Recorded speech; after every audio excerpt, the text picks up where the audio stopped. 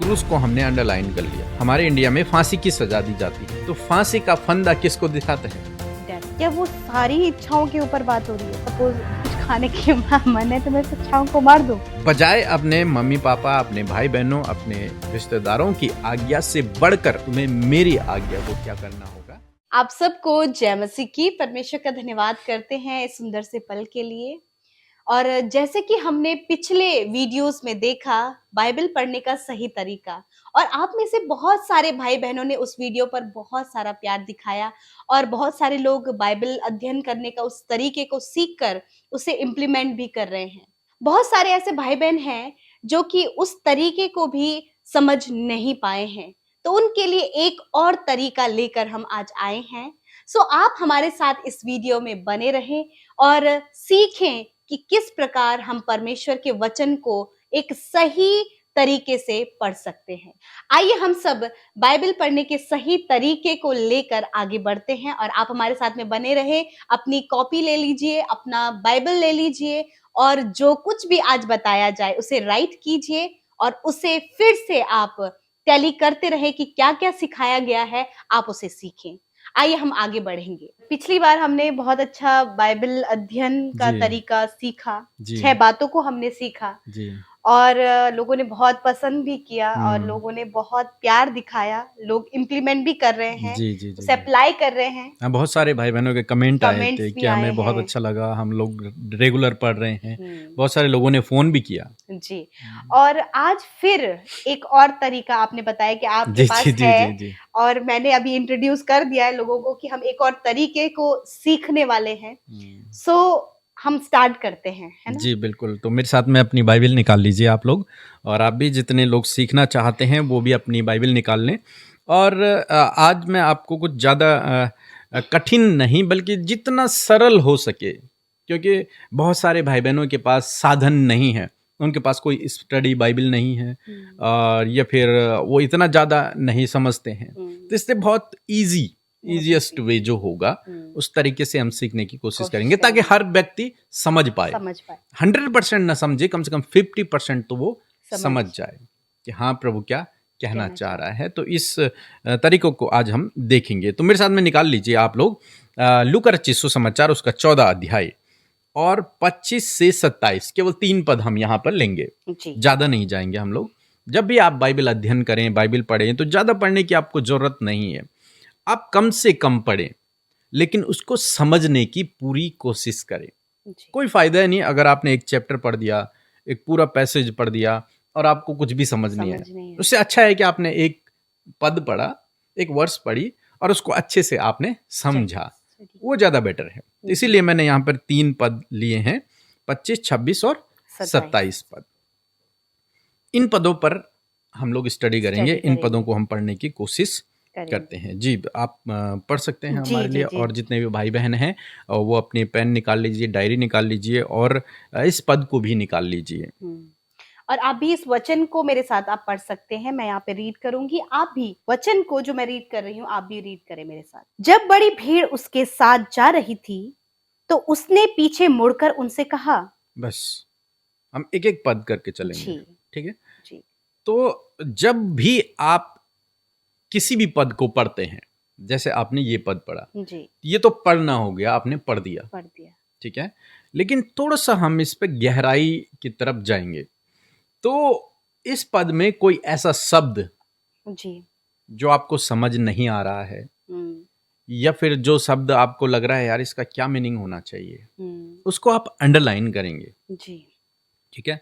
Suppose हमने यहाँ पे पढ़ा कि जब बड़ी भीड़ जी, तो भीड़ को मैं सोचता हूँ एक अलग सा शब्द है, तो मैंने भीड़ को अंडरलाइन कर दिया यहाँ पे। या फिर आप अपनी डायरी में लिख सकते हैं भीड़ जी, ठीक है। उसके साथ जा रही थी, जाना सबको पता है कि जा रही थी भीड़। तो उसने पीछे मुड़कर उनसे कहा। अब क्या किया यीशु मसीह ने? पीछे मुड़कर। अब क्यों उसने पीछे मुड़ा, ये बातें हमें देखनी है जी। और कहा कुछ बातें कही। तो इस लाइन में मैंने 3 बातों को अंडरलाइन किया, एक भीड़, एक पीछे मुड़कर और कहा, ठीक है। यही आपको करना है। कोई भी वचन आप पढ़ रहे हैं तो आप मेन जो शब्द हैं उन्हें अंडरलाइन करें या फिर अपनी डायरी में लिखें। अब थोड़ा सा दिमाग चलाएं जी।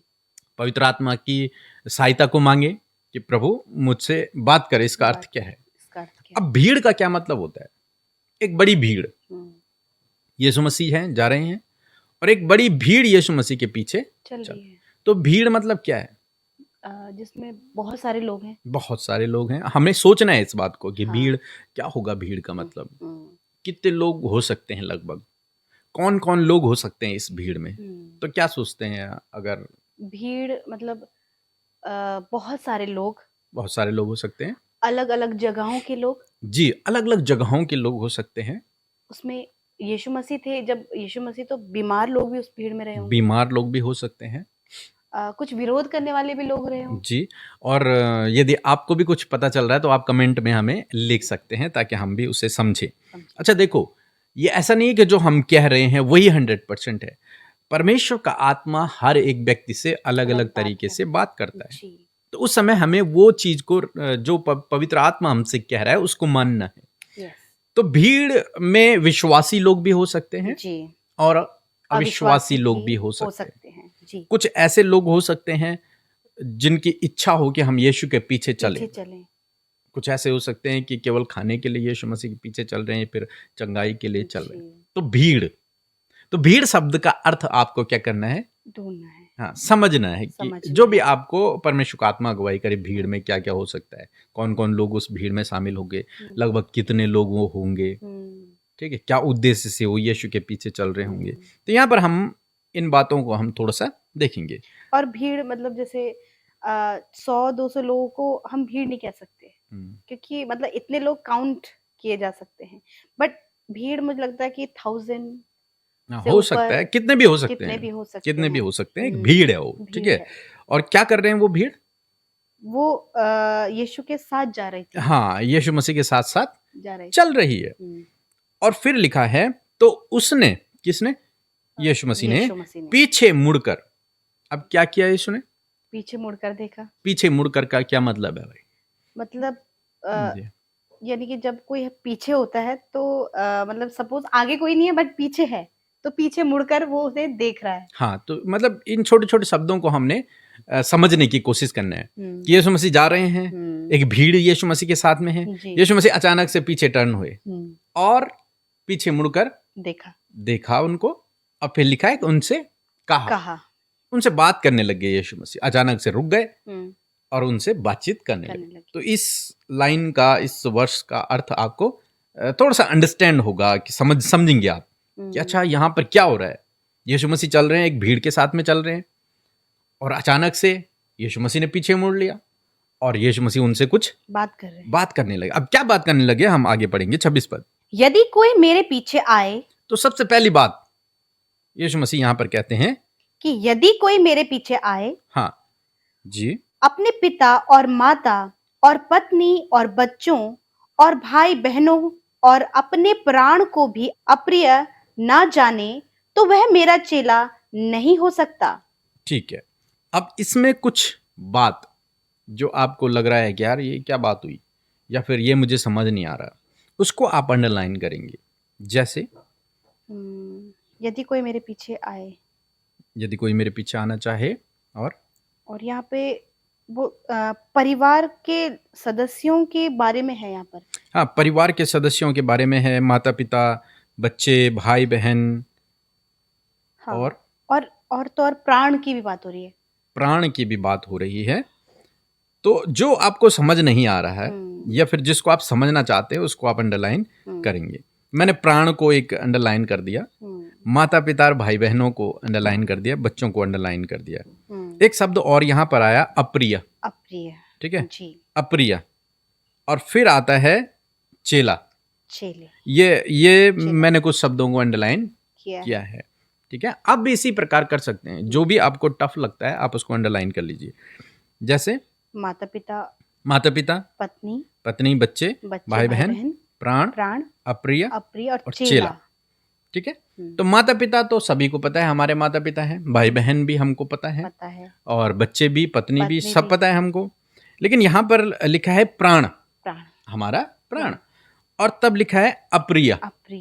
अब ये जो शब्द है अप्रिय, ये शब्द को हमें समझने की कोशिश करना है। हम्म, अप्रिय न जाने। यीशु कह रहे हैं कि यदि कोई मेरे पीछे इतनी बड़ी भीड़ यीशु के पीछे आ रही है, जी उनसे कह रहे हैं कि यदि तुम में से कोई भी मेरे पीछे आना, आए वास्तव में कोई मेरे पीछे आना चाहता है, तो वो क्या करे? अपने माता पिता, अपने भाई बहनों को, अपने बच्चों को, अपनी पत्नी को अप्रिय जाने जाने। अब ये कैसी बात है, अप्रिय जाने? इस बात को सुनकर कई लोग यीशु मसीह से पीछे हट गए। हट गए। उन्होंने कहा, यार हम कैसे अपने मम्मी पापा को अप्रिय कैसे जान लें? हम्म, तो क्या इसका मतलब हो सकता है, हम्म, अप्रिय? अप्रिय मतलब एक तरह से अप्रिय को समझने की कोशिश करना है हमको कि क्या है अप्रिय मतलब। जैसे कुछ जिसे हम प्रिय नहीं जानते, ये हो प्रिय सकता है। नहीं जानते नहीं हैं। जानते, जी, तो मन जो हमें ज्यादा प्यारा नहीं है। मतलब यीशु ये कह रहे हैं कि भाई अपने मम्मी पापा से प्यार मत करो, या फिर अपने भाई बहनों से प्यार मत करो। हम्म, क्या क्या हो सकता है इसका मतलब? कि जब तक कोई अपने माता पिता को अप्रिय ना न जाने, जाने, तब तक वो क्या नहीं हो सकता? चेला नहीं हो सकता। चेला नहीं हो सकता। बहुत गहरी बातें हैं। अच्छा चलो, चेला, चेला एक शब्द हमने अंडरलाइन किया। चेला कौन होता है? चेला, चेला वो जो गुरु की आज्ञा को माने।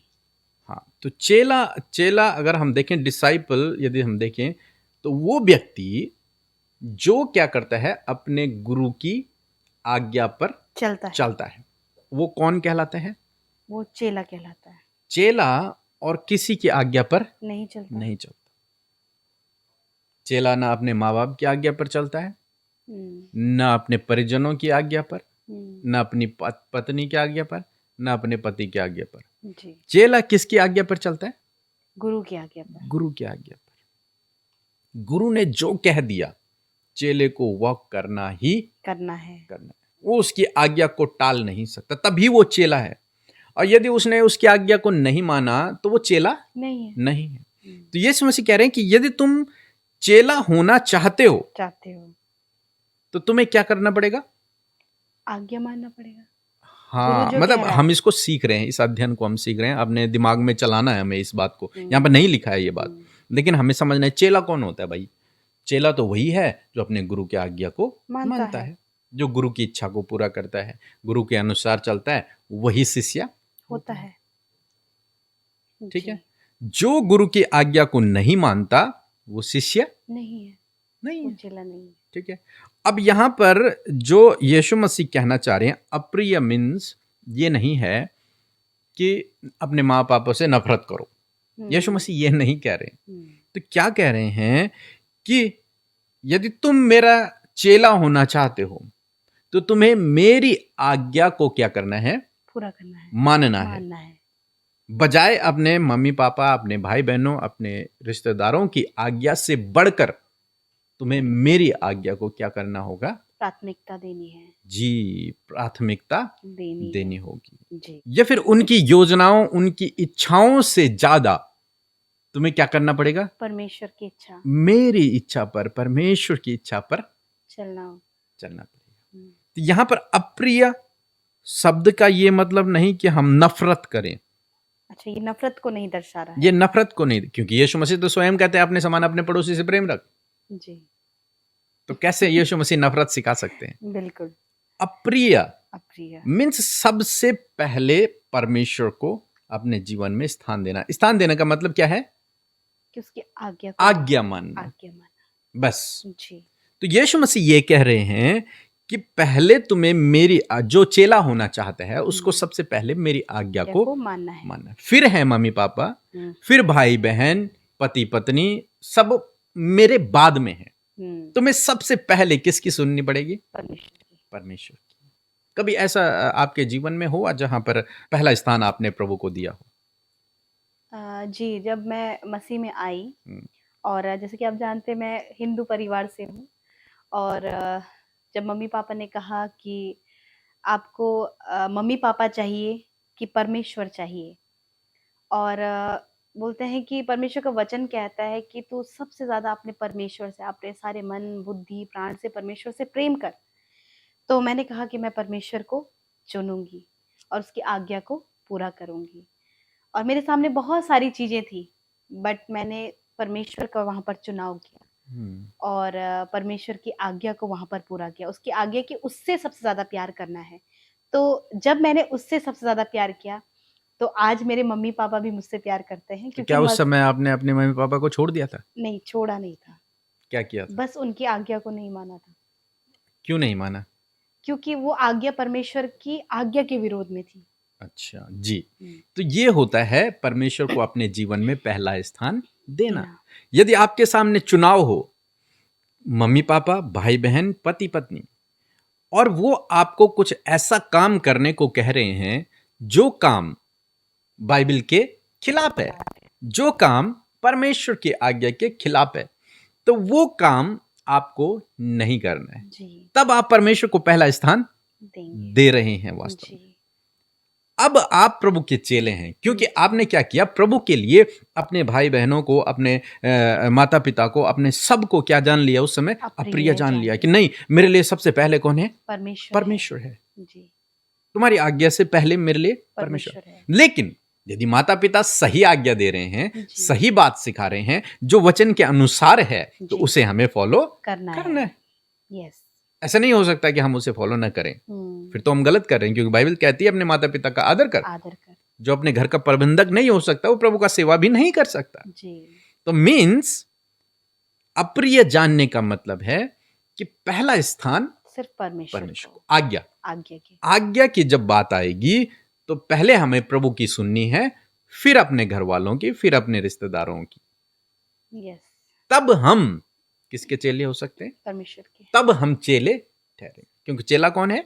जो आज्ञा को मान रहा है। मानता है। और बहुत बार ऐसे देखने को भी मिलता है कि कई लोग इस वचन को लेते हैं और वचन को गलत तरीके से बोलते हैं कि इन्होंने हमारा विरोध किया, मतलब इन्होंने कुछ ऐसी बात बोली कि ऐसा नहीं करना, तो इन्हें छोड़ दो, क्योंकि परमेश्वर का वचन कहता है इन्हें अप्रिय जानो। तो जी, आप कई बार लोग इसमें ऐसा भी सोच सकते हैं कि आप भाई इस मेरी विषय में पत्नी क्या तो कहते हैं? अविश्वासी है, इसलिए मैं इनसे डिवोर्स ले लेता हूँ डिवोर्स क्योंकि ये तो परमेश्वर के वचन पे नहीं है, वचन तो पे इसलिए नहीं मैं है, इसके साथ में नहीं रहूंगा। नहीं रहूंगा, या फिर बच्चे सोचेंगे कि हमारे मम्मी पापा तो विश्वासी नहीं है, विश्वासी नहीं वचन तो कह रहा है कह रहा है। कि इनको अप्रिय जानो। अविश्वासी अविश्वासी कोई मेल नहीं है। हाँ, सो तो इन भ्रांतियों से हमें बाहर निकलना है। ऐसा कुछ भी परमेश्वर का वचन नहीं कह रहा है। जी, यदि आपके माता पिता अविश्वासी भी हैं, यस, तब भी आपको उनकी आज्ञा को मानना है, उनके साथ में रहना है। यदि आपकी पत्नी या फिर आपका पति अविश्वासी भी है, तब भी आपको उनकी आज्ञा को मानना है, Yes. उनके अधीन रहना है और उनके अनुसार अपने जीवन को व्यतीत करना है। बशर्ते केवल फर्क यहाँ पर आएगा जहां पर आपको परमेश्वर और उस मनुष्य में से एक को चुनना होगा कि किसकी आज्ञा को हम माने, मतलब हमारे पास दो किसकी चॉइस, आज्ञा को हम प्रथम स्थान दें। चॉइस दो हो हमारे पास में। हाँ, प्रथम स्थान हम किसकी आज्ञा को दे रहे हैं, हम्म, तो वहां पर हमें प्रभु की आज्ञा को प्रथम स्थान देना देना है। जी, जब हम प्रभु की आज्ञा को प्रथम स्थान देंगे, तब हम उसके चेले हैं। हम्म, हम ये नहीं कह रहे हैं कि उसके बाद आप अपनी मम्मी पापा से लड़ाई झगड़े कर लो ये नहीं कह रहे हैं। अपने भाई बहनों से दुश्मनी कर लो, नहीं। या फिर यदि आप ऐसा उन्हें- कर रहे हैं तो भी आप वचन के खिलाफ में काम कर रहे हैं। कई बार ऐसे भी होता है ना कि जैसे हम विश्वास में आ गए, तो जो हमारे भाई बहन नहीं जानते मसीह को, तो हम उन्हें तुच्छ जानने लगते हैं। जी बिल्कुल। तो क्या वो भी अप्रिय जानना हुआ? नहीं, तुच्छ नहीं जानना है हमें। मैंने कहा अप्रिय जानना मीन्स केवल प्रभु ये कह रहे हैं कि तुझे जीवन में सबसे पहले मेरी आज्ञा को मानना है। बस।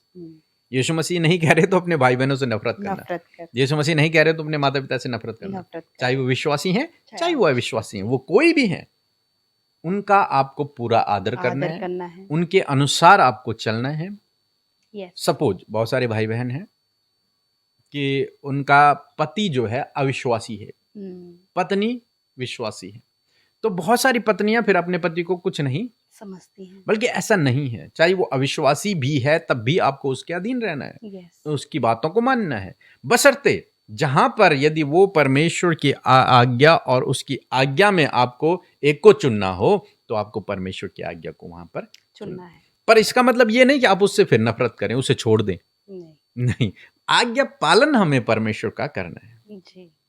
और फिर प्रभु यहां पर एक प्राण की भी बात करते हैं जी। अपने प्राण। अपने प्राण को भी क्या करना है कि अप्रिय जानना है। अप्रिय जानना है। मेरे पीछे चलते चलते हो सकता है तुम्हें अपने प्राणों की भी हानि उठानी पड़े, यस, पर यदि तुम मेरा चेला बनना चाहते हो तो तुम अप्रिय जानना पड़ेगा। हाँ, जी आगे हम पढ़ेंगे हम्म। 27 पद। और जो कोई अपना क्रूस ना उठाए और मेरे पीछे ना आए, वह भी मेरा चेला नहीं हो सकता। जी दूसरी क्या कहा यीशु मसीह ने? जो कोई अपना, क्रूस ना उठाए। अब क्रूस को हमने अंडरलाइन कर लिया, ये क्रूस क्या है भाई, और आगे लिखा है मेरे पीछे पीछे ना आए। ना आए। तो क्रूस क्या है? क्रूस सेक्रीफाइस। यदि हम लोग देखें तो जिस पर यीशु मसीह लटके हुए हैं, लकड़ी का क्रूस। क्रूस, और ये एक रिलीजियस सिंबल हो गया, एक क्रिश्चियंस का एक क्या है, सिंबल है, चिन्ह है, निशान है कि भाई ये क्रॉस क्या है, क्रिश्चियंस का होता है, ठीक है, सिंबल है। हाँ। लेकिन अगर और डीपली आप जाएं तो जैसे हमारे इंडिया में फांसी की सजा दी जाती है, तो फांसी का फंदा किसको दिखाता है? डेथ, मृत्यु को दिखाता है कि भाई फांसी का फंदा कहीं लटका दिया तो समझो यहाँ पर किसी न किसी को लटकाया जाएगा या फिर लटकाया गया होगा, ठीक है, मृत्यु है। ऐसे ही क्रूस क्या है? Symbol of death. हाँ, वो मृत्यु का क्या है, सिंबल है, मृत्यु का निशान या मृत्यु का चिन्ह है। क्योंकि उस समय उस जगह पर लोगों को क्रूस की मृत्यु दी जाती थी, जैसे हमारे यहाँ पे फांसी की सजा, उम्र कैद, ये चीजें दी जाती हैं, ऐसे वहां पर क्या होता था, क्रूस की सजा दी जाती हर एक व्यक्ति को, मीन्स जो अपराधी है उसको यदि मृत्यु दंड मिला है तो उसे क्रूस पर लटकाया जाएगा। अब यहां पर यीशु कह रहे हैं कि जो अपना क्रूस उठाए, क्रूस ना उठाए, हाँ, मीन्स क्रूस उठाना है, तो कैसे हम क्रूस को उठाएं? एक लकड़ी का क्रूस बना के हम चलते रहें या फिर अपने गले में एक क्रूस उठा के हम चलते रहें? कैसे अपना क्रूस उठाना, मैं इसको हमें समझना है जी। क्रूस, अब क्रूस किसका सिंबल है? डेथ, मृत्यु का सिंबल है। तो और डीपली आप चलो इसमें, अपने आप को और गहराई में लेके जाना है आपको, क्या हो सकता है, क्या कहना चाह रहा है यीशु मसीह क्रूस? क्यों यीशु मसीह बोल रहा है कि क्रूस को उठाना मीन्स क्या अपनी मृत्यु को उठा के चलना है? क्या हो सकता है इसका मतलब? या फिर मरने के लिए प्रिपेयर करना है, या फिर अपने आप को मरने के लिए तैयार रहना है, तैयार रहना है। क्या हो सकता है इसका मतलब? थोड़ा हम सोचने की कोशिश करेंगे, और यदि आपके पास स्टडी बाइबल भी हो तो आप वहाँ भी सर्च कर सकते हैं, आप गूगल में भी सर्च कर सकते हैं भाई क्रूस का क्या मतलब है, या फिर कैसे हम अपने क्रूस को उठाएं, जो भी आपको लगे। और बाइबल के नीचे यहाँ रेफरेंस भी लिखे हुए होते हैं जी, इन रेफरेंस को भी आप पढ़ सकते हैं ताकि आपको और अधिक समझ आए, ठीक है। तो क्या सोचते हैं क्रूस? मरना, मरना, ठीक है, क्या है? मरना। अगर कहा जाए तो जो चेला होता है ना, चेला, जैसे हम चेले की बात कर रहे हैं, चेला अपनी इच्छा पे नहीं चलता है, चलता है? नहीं चलता। उसने अपनी इच्छाओं को क्या कर दिया है? मार दिया है। अपनी योजनाओं पर नहीं चलता है चेला। चेला ने अपनी योजनाओं को, अपनी इच्छाओं को सब समाप्त कर दिया है, मार देता है। एक तरीके से उन्हें क्रूस पर टांग दिया उसने। और अब वो किसके लिए जी रहा है? गुरु के लिए। गुरु की आज्ञा को सुनकर ही वो काम कर रहा है अपने जीवन में। जैसा जैसा गुरु कह रहा है वैसा वैसा करता जा रहा है। अपनी इच्छा से वो कुछ नहीं करता, अपनी इच्छाएं उसने समाप्त कर दी, अपनी इच्छाएं उसने मार दी। केवल वो काम करता है जो गुरु उससे कहता है। मीन्स अपने आप को, अपनी इच्छाओं को, अपनी लालसाओं को, अपनी कामनाओं को, अपनी योजनाओं को मारना, समाप्त कर देना, क्रूस उठाना है। और उसके बाद केवल प्रभु की आज्ञा के अनुसार जीवन को व्यतीत करना, क्रूस उठाना। क्या वो सारी इच्छाओं के ऊपर बात हो रही है कि इच्छाएं तो ये भी है कि भाई मुझे सपोज कुछ खाने की मन है तो मैं इस इच्छाओं को मार दूं? जी, इसमें कुछ खाने की इच्छा हो सकती है, कुछ भविष्य में बनने की इच्छा हो सकती है, कुछ लेने की इच्छा हो सकती है, कार लेने की, घर बनाने की, शादी करने की इच्छा, कई प्रकार की इच्छाएं होती हैं, ठीक है। लेकिन फिर आपको समझना पड़ेगा चेला कौन है। चेला कौन है? चेला वही है जो गुरु की इच्छा को इच्छा पर चलता चलता है है, और उसकी इच्छा को पूरा करता पूरा करता है, है, अपनी नहीं। अपनी। तो अगर हम कहें तो सारी इच्छाओं पे फुल स्टॉप लगाना है वचन के अनुसार। वचन के अनुसार। वो पाप करने की इच्छा पे भी फुल स्टॉप लगाएगा, हम्म, वो अपनी लालसाओं पर भी फुल स्टॉप लगा, हर एक इच्छा पर उसे स्टॉप लगाना होगा। यस, और तब वहां से उसकी लाइफ में एक यू टर्न है। यस, अब वो किसके अनुसार चलेगा? प्रभु की आज्ञा के अनुसार चलेगा। और ऐसा नहीं है कि उसे फिर कुछ नहीं मिलेगा। बाइबल कहते हैं मेरे राज्य मेरी धार्मिकता की खोज कर तो ये सब वस्तुएं तुझे मिल जाएंगी, मतलब परमेश्वर तुझे देगा उसके बाद। हम्म, लेकिन हाँ, फर्स्ट स्टेप ये है, यदि आप चेला बनना चाहते हैं तो आपको अपने आप को शून्य करना होगा। जीरो मारना होगा उन चीजों को। हाँ, अपनी लालसाओं को, अपनी इच्छाओं को, सब कुछ को आपको स्टॉप। स्टॉप करना है।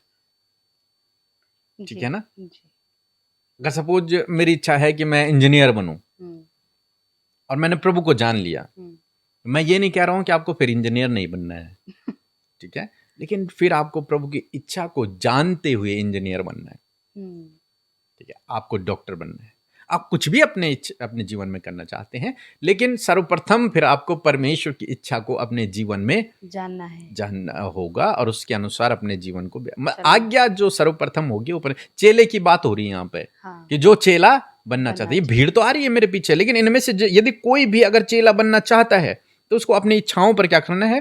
फुल स्टॉप लगाना है। अब आपकी इच्छा नहीं चलेगी, अब मेरी इच्छा चलेगी। यस,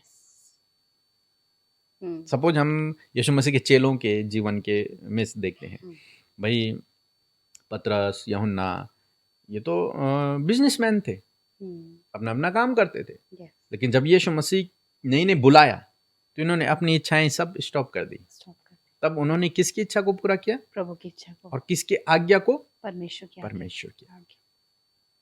अब जब आप अपनी इच्छाओं का दमन करेंगे, उन्हें ढांप देंगे, उन्हें फुल स्टॉप लगा देंगे और प्रभु की आज्ञा को अपने जीवन में सर्वप्रथम स्थान देंगे, अपने माँ बाप, अपने पति पत्नी, बच्चों की, सबकी दूसरे नंबर पर रहेगा और तीसरे नंबर पे आप खुद रहेंगे। यस, अपना प्राण आपका पहला परमेश्वर, दूसरा परिवार या फिर लोग, और तीसरा आप खुद रहेंगे।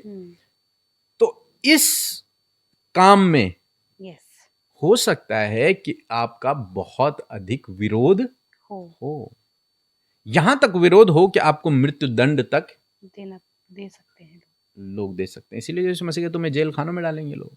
आज हम देख भी रहे हैं इस बात को। यस, तो यीशु कह रहे हैं यदि तुम अपने जीवन, यदि तुम मेरा चेला होना चाहते हो तो तुम्हें इन सब का इनकार करना है और मेरी आज्ञा को अपने जीवन में सबसे पहला स्थान देना है। और जब तुम सबसे पहला स्थान दोगे तो हो सकता है लोग तुम्हारे विरोध में खड़े हो जाएं और तुम्हें मृत्यु दंड तक देने के लिए तैयार हो। ठीक है, तो तुम्हें क्या करना है? अपना क्रूस उठाना है। सताओ भी है, यस, वो भी एक क्रूस उठाना है। विरोध भी एक क्रूस है। बिल्कुल, विरोध क्या है? क्रूस है।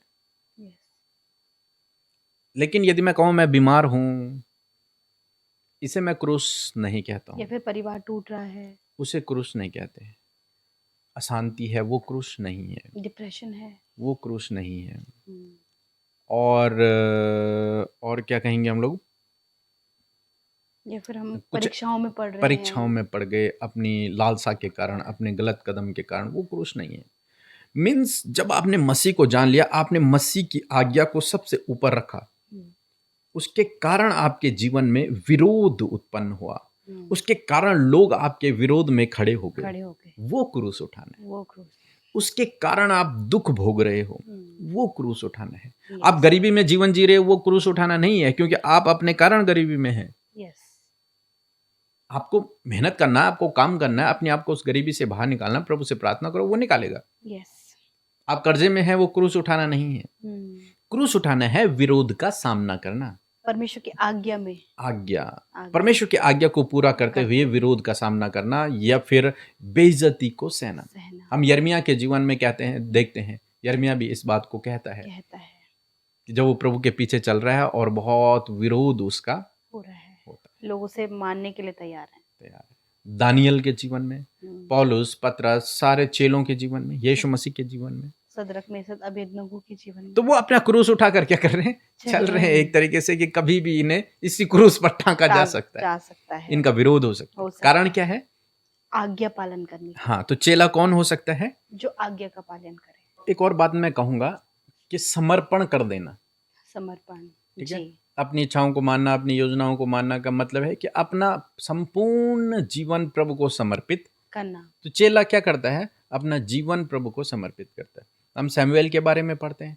हन्ना ने क्या किया? सैमुएल को परमेश्वर समर्पित कर दिया। समर्पित कर दिया, किसको दे दिया? परमेश्वर को दे, परमेश्वर। एली को दे दिया। हम्म, अब इसकी अपनी कोई इच्छा नहीं है, हम्म, अपनी कोई योजना नहीं है, योजना नहीं है, ये पूर्ण रूप से समर्पित हो चुका है परमेश्वर के लिए, और अपने गुरु के लिए। गुरु की। अब जैसा आप कहेंगे, अब जैसा आप बताएंगे, मैं वैसा अपने जीवन में करूंगा, चलूंगा। अब न मम्मी पापा की आज्ञा, न भाई बहनों की आज्ञा, न किसी रिश्तेदार की आज्ञा, रिश्तेदार की आज्ञा, सर्वप्रथम रहेगी परमेश्वर परमेश्वर की की आज्ञा। आज्ञा। जी, ठीक है? और उस आज्ञा को पालन करने के दौरान हो सकता है आपके घर वाले ही आपके विरोध में खड़े हो जाएं, यस, हो सकता है आपके परिवार वाले, आपके रिश्तेदार आपके विरोध में खड़े हो जाएं। तब यीशु कह रहे हैं कि अपना क्रूस उठा के चलो, चलो, क्योंकि ये होगा तुम्हारे साथ में। तुम्हें अपने प्राण तक को क्या करना है? अप्रिय अप्रिय जानना है। जी, आगे हम 27 पद में अगर पढ़ते हैं, क्रूस उठाए और मेरे पीछे ना आए, ना आए। उठाना है, फिर यीशु के पीछे चलना है, चलना है। तो यीशु के पीछे चलने का भी क्या मतलब है? क्रूस उठाना, नहीं, यीशु के पीछे चलने का मतलब है उसकी उसको आज्ञाओं को मानना, आज्ञा आज्ञाओं को को मानना। हम्म, तब क्या हो सकता है वो? मेरा चेला हो सकता है। हाँ, तो यीशु मसीह इतनी बड़ी भीड़ से कह रहे हैं कि तुम इतनी बड़ी भीड़ मेरे पीछे तो आ रही है, सही बात, अचानक से पीछे मुड़ के कहे कि भाई देखो, वो मेरा चेला हो सकता है जो सबसे पहले अपने जीवन में मेरी आज्ञा को क्या करे? स्थान दे, स्थान दे। यस, वो मेरा चेला हो सकता है। है। और यदि तुम मेरे अपने जीवन में मेरी आज्ञा को पहला स्थान दोगे तो तुम्हारे माँ बाप भी तुम्हारे विरोध में हो जाएंगे, तुम्हारे परिवार वाले भी तुम्हारे विरोध में हो जाएंगे, हर कोई तुम्हारे विरोध में हो सकता है। इस बात को पहले ही सोच के चलो, चलना, तब मेरे पीछे आना। ये, अगर तुम्हारे बस का नहीं है तो फिर अभी भी मौका है, वापस जाओ, मेरे पीछे मत आओ। मेरे पीछे मत, क्योंकि यदि तुम मेरे पीछे आओगे तो फिर ये काम होगा ही होगा।